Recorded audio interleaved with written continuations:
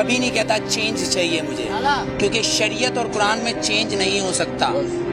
جو شریعت ہے اور قرآن ہے اس میں کبھی چینجنگ نہیں ہوتی. اور میں کبھی نہیں کہتا کہ مجھے چینج چاہیے.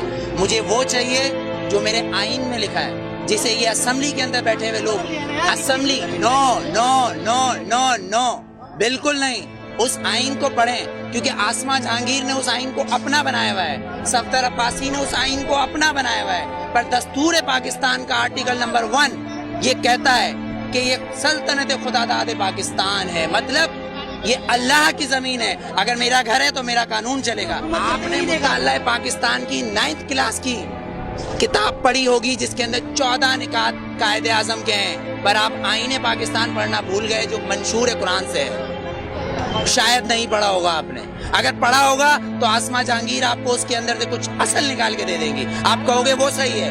طاہر الپادری صاحب کچھ نکال کے دے دیں گے، آپ کہو گے وہ صحیح ہے. لیکن اصل میں صحیح جو ہے وہ ایک قرآن اور شریعت، اس میں چینج نہیں ہوتا. جو میں چینج کبھی نہیں مانگتا. ووٹ میں بتاؤں کیا ہے؟ ووٹ کیا ہے؟ ووٹ کیا ہے؟ ووٹ نے تو فرعون کو بھی چنا تھا، ووٹ نے تو ہٹلر کو بھی چنا تھا، پر میرے نبی کو کسی ووٹ نے نہیں چنا، علی کو کسی ووٹ نے نہیں چنا، عمر کو کسی ووٹ نے نہیں چنا، صدیق کو نہیں چنا، عثمان کو نہیں چنا. تو پھر آپ اور میں کیسے ہو سکتے کہ اس ملک کا قانون ووٹ پہ ہو، وہ بھی 5 اور 6 سے؟ میرے نبی نے یہ نہیں بولا کسی معصوم کو مت مارو، لیکن میرے نبی نے کہا اگر تمہارے کعبے پہ کوئی حملہ کرے تو اس کو جواب دو. اقصیٰ کے اندر نماز پڑھنا ہے مجھے، تمہارا قانون مجھے پڑھنے دے گا؟ میرا قبلہ اول ہے، یہودیوں نے اس میں گھوڑے باندھے ہوئے ہیں، تو پھر میں کیا کروں؟ اگر لال مسجد کے اندر مشرف حملہ کرے گا تو میں کیا کروں؟ میرے گھر کے اندر میری ماں کو آ کے کوئی اٹھا کے لے جائے، میں کیا کروں؟ میرا قانون اس کی اجازت دیتا ہے، میرا قانون اس کی اجازت دیتا ہے. آرٹیکل 63 اور 62، آرٹیکل 63 اور 62 اس بات کی اجازت دیتا ہے کہ چیف جسٹس کو بھی چیک کرو، چیف جسٹس کو بھی چیک کرو. لیکن یہاں تو میں پارکنگ والا کھڑا ہوں، یہ پارکنگ والا میں کھڑا ہوں، یہاں گورنمنٹ آتی ہے کہتی گورنمنٹ کی گاڑی ہے. تو یہ جو گدھے کھڑے جن کے ٹیکس سے یہ گورنمنٹ بنتی ہے، جب یہ 10 روپے اور 20 روپے دے رہے ہیں تو یہ گورنمنٹ کیوں نہیں دے گی؟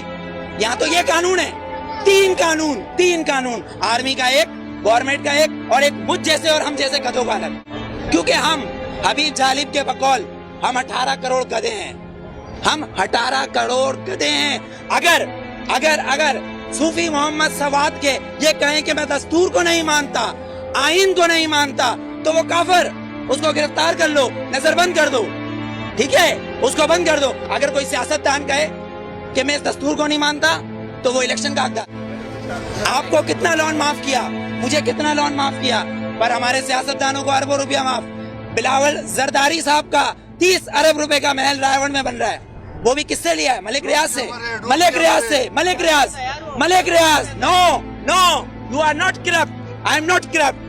ملک Riaz is a corrupt.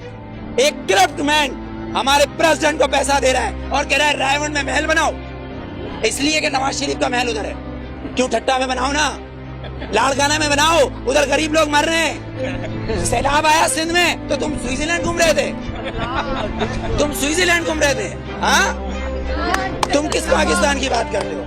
Pakistan کا مطلب کیا ہے؟ پاکستان، فارسی میں استان کو کہتے ہیں شہر، اور پاک ہے پہلا کلمہ طیب مانے پاک، اور طیبہ کا مطلب مدینہ ثانی ہے. یہ سن لے یہ یہودی حکمران جن کی ڈورے صرف واشنگٹن اور نیو یارک سے چلتی ہے، لندن سے ہلتی ہے، کسی کی پشاور، کوئٹہ، پنڈی یا کراچی سے ڈورے نہیں ہلتی.